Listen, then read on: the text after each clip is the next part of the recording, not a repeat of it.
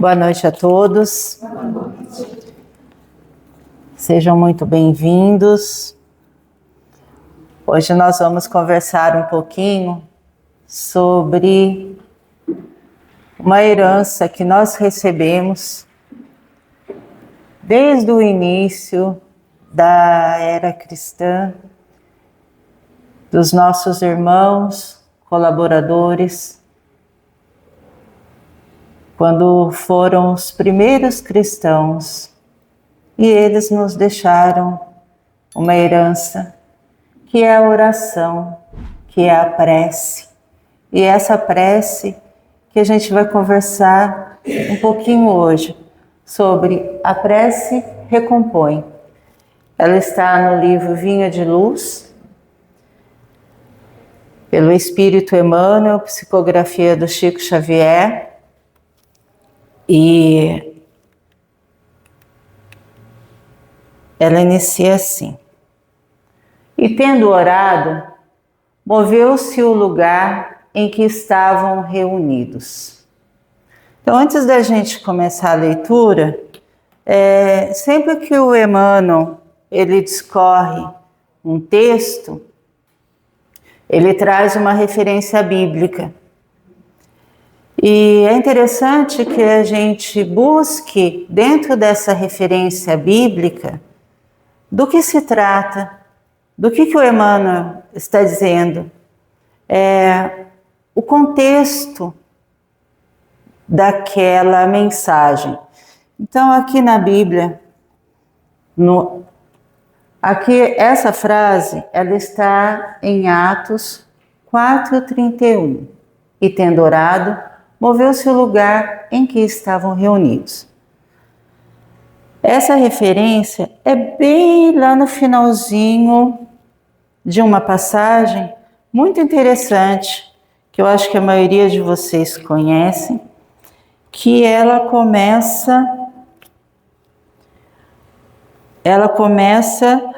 no capítulo 3, que é a cura do aleijado. Em algumas Bíblias está a cura do homem coxo. Começa no capítulo 3, quando João e Pedro, eles estavam na frente do templo e havia um homem, um aleijado, que já vivia ali desde pequeno, pedindo esmolas. E quando eles passam, esse homem pede uma moeda. Então, Pedro fala para ele que ele não tem nenhuma moeda, não tem ouro nem prata, mas ele podia trazer ali, era a salvação através da cura de Jesus. Através dessa cura, eles foram levados ao Sinédrio e foram acusados. Porém, os anciãos, embora tenham acusado os dois de ter feito aquela cura em nome de Deus, em nome de Jesus, eles não tinham argumentos consistentes para mantê-los presos. Então, eles foram soltos. Isso é um resuminho, né? E no final desta passagem, porque o Atos é uma narrativa de Lucas. É Lucas contando esse fato. A narrativa de Lucas conta que no final, eles tendo orado, moveu-se o lugar em que eles estavam reunidos. Assim que houve esse fato, eles se recolheram e oraram e pediram a Deus misericórdia. E nesse momento, o lugar em que estavam reunidos. Aqui é uma coisa interessante, que dentro da língua portuguesa, o lugar em que, ele não se refere a um lugar físico, ele se refere a um lugar abstrato. Então ele não está dizendo o lugar onde. Se fosse onde, seria a sala, uma casa, um ambiente físico, né? Aqui ele está falando o lugar em que estavam reunidos. Ou seja, naquele momento em que eles oraram, moveu-se. Eles se encheram do Espírito Santo.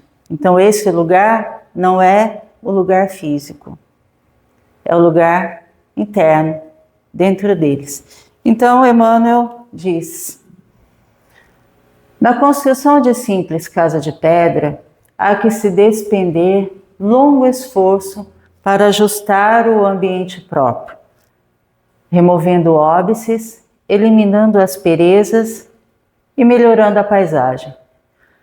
Quando não é necessário acertar o solo rugoso, é preciso muitas vezes aterrar o chão, formando leito seguro à base forte.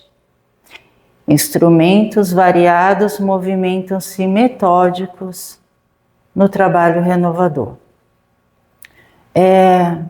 Então, diante dessa passagem, que já nos mostra a força da prece, a força da oração, Emmanuel faz uma alegoria com uma construção de casa. Ou seja, essa alegoria é um fato simbólico que nós vamos encontrar para fazer uma analogia com a nossa vida, com a construção da nossa vida. Nós que somos seres eternos, que estamos passando por essa vivência aqui no planeta Terra, essa experiência no corpo. Então nós também estamos construindo a nossa casa, a nossa caminhada. Então ele vai fazer essa alegoria. E quando a gente constrói uma casa, a gente precisa ter fundações sólidas, base forte. Se há algum óbices, quer dizer obstáculo, empecilho, eliminando as asperezas e melhorando a paisagem. Logo, se nós vamos construir uma casa, deixa eu ver se eu consigo. E esse terreno, ele tem o quê? Obstáculos, se o solo é rugoso, se precisa aterrar o chão, porque nós queremos essa base, além de sólida, nós queremos essa base segura. Todos nós, quando vamos morar numa casa, construir uma casa é mais difícil porque a gente geralmente pede a alguém para fazer essa construção, não é? Que nós não vamos operar lá, fazer a construção, na maioria de nós. Mas todos nós temos essa noção, não é? Desse terreno que precisa ser o quê? Nivelado, para que não haja infiltração, para que o concreto fique todo plano, não é? Tem até os níveis, né, para colocar no terreno. Então, instrumentos variados movimentam-se metódicos. Quando nós falamos em instrumentos variados e movimentos metódicos, Emmanuel faz essa comparação. Quando nós vemos algum filme, ou até aqueles programas, né, de construção de casa, reformas de casas, os instrumentos, eles são harmônicos. Todos os instrumentos usados para a construção, eles trabalham em harmonia. Por mais que eles sejam barulhentos, por mais que eles sejam pesados, eles trabalham em harmonia. Quando nós vemos uma obra, por exemplo, uma batistaca, a batistaca, ela faz aquele movimento, e aquele movimento é metódico. Existe uma harmonia dentro daquele movimento. Então é isso que Emmanuel ele vem trazer para nós, que assim também, na esfera de cogitação, de ordem espiritual. E agora ele vai falar um pouquinho dessa edificação, desse equilíbrio, dessa harmonia dentro da construção da nossa obra da paz doméstica, na edificação da paz doméstica. Na edificação da paz doméstica, na realização dos ideais generosos, no desenvolvimento de serviços edificantes, urge providenciar recursos ao entendimento geral, com vistas à cooperação, à responsabilidade, ao processo de ação imprescindível. E, sem dúvida, a prece representa a indispensável alavanca renovadora, demovendo obstáculos no terreno duro da incompreensão.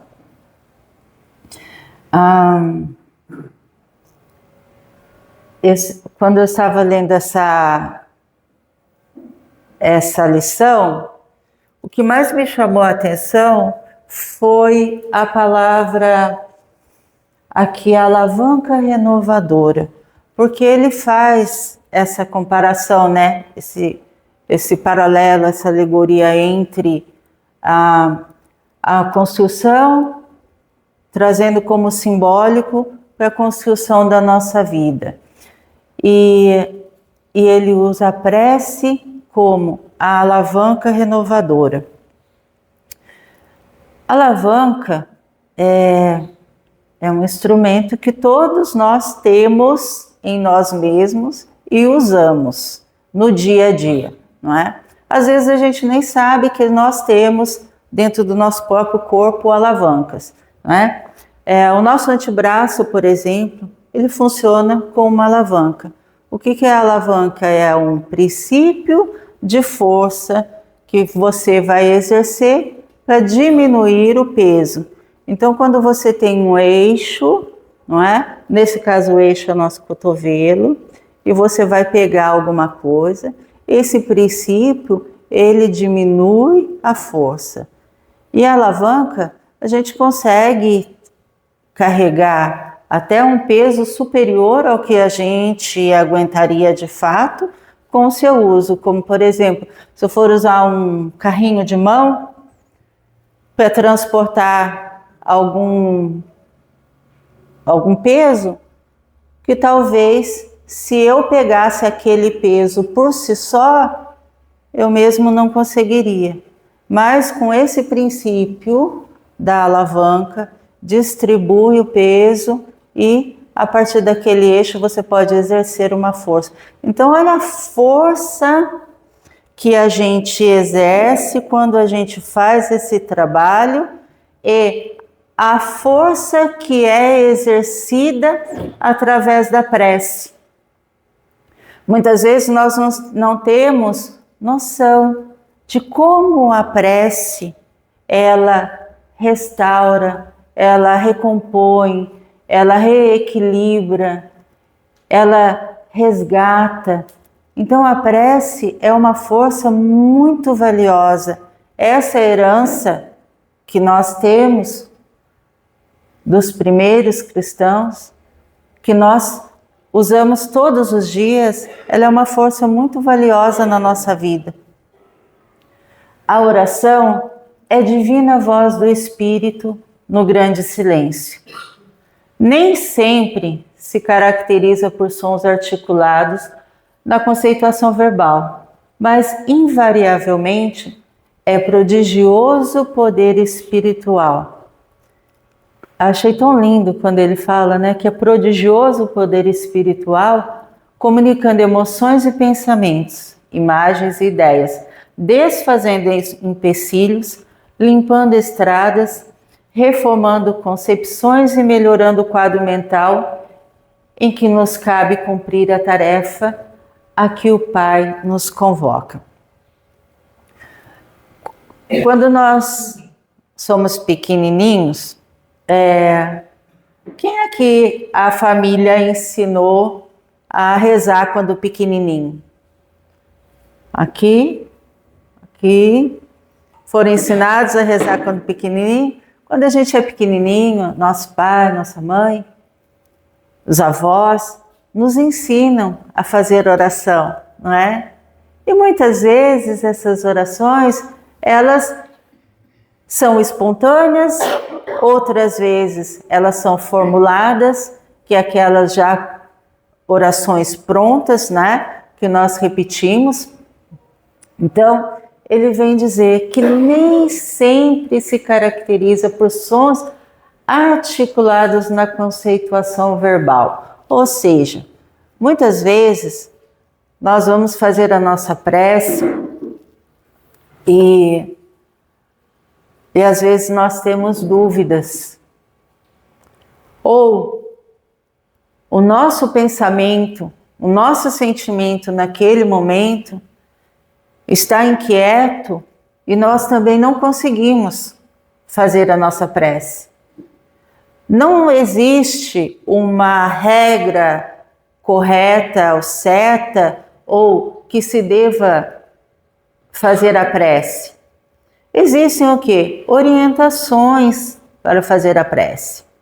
As preces decoradas, sim, as preces decoradas. Muita gente faz a prece decorada. Existem preces maravilhosas, lindas, decoradas. No próprio Evangelho segundo o Espiritismo, no capítulo 28, nós temos o quê? A coletânea das preces espíritas. E aqui os espíritos orientam o quê? Que essas preces, elas são um norte para aquele momento em que nós não estamos conseguindo fazer a nossa prece espontânea, nós podemos usar ela como um norte para nos ajudar a equilibrar o nosso campo energético, equilibrar o nosso pensamento. Então, aqui nós podemos usar a prece não só para os nossos pedidos, nós podemos usar a prece como um agradecimento, nós podemos usar a prece como uma higiene. Todos os dias nós fazemos a higiene do nosso corpo, não é? Nós levantamos, escovamos os dentes, lavamos nosso rosto, tomamos banho.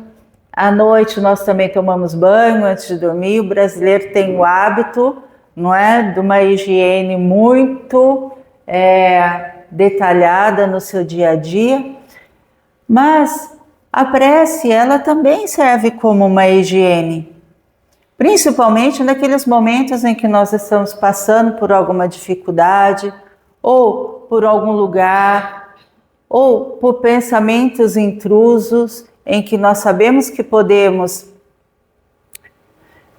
desequilibrar o nosso campo, então nós usamos a prece.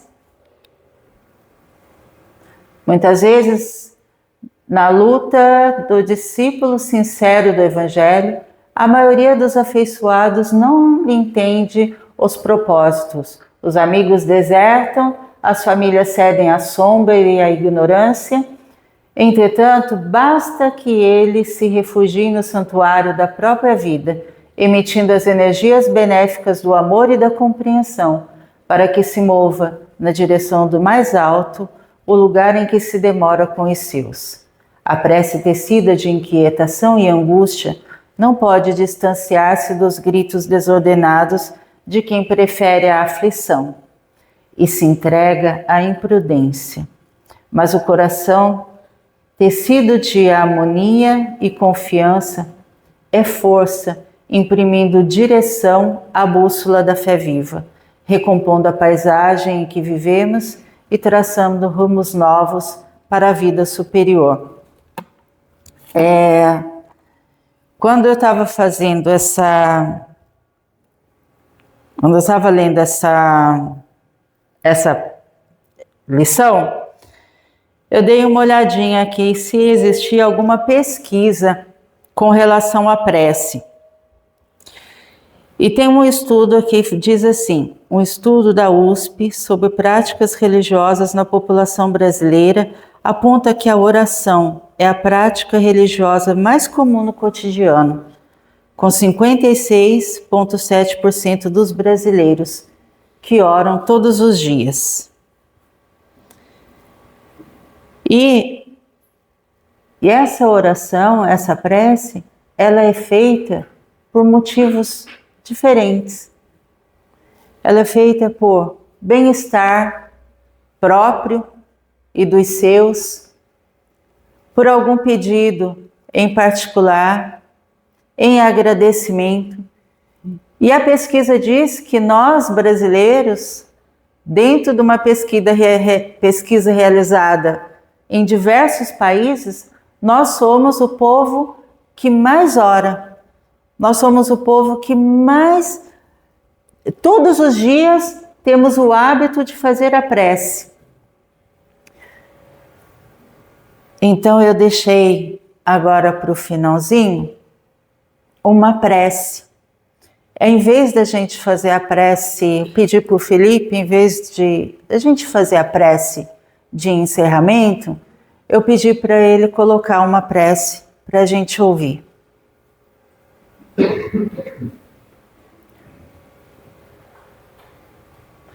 Só um instantinho, Felipe.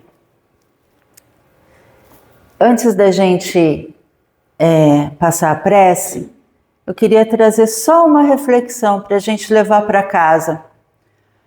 Porque assim como nós herdamos a prece, desde os primeiros cristãos, reforçada a nossa família, né, que nos ensina, e na doutrina espírita, que também nós praticamos a prece, e a prece espontânea, nós temos a evangelização infantil aqui no Seara de Kardec. Então a reflexão é a seguinte: nós estamos passando essa herança para os nossos pequenos, para os nossos filhos, os nossos netos, esses que vão herdar de nós essa benesse. Então, assim como nós recebemos a prece como uma graça, um tesouro, como uma herança, que nós possamos também passar para os nossos pequenos adiante.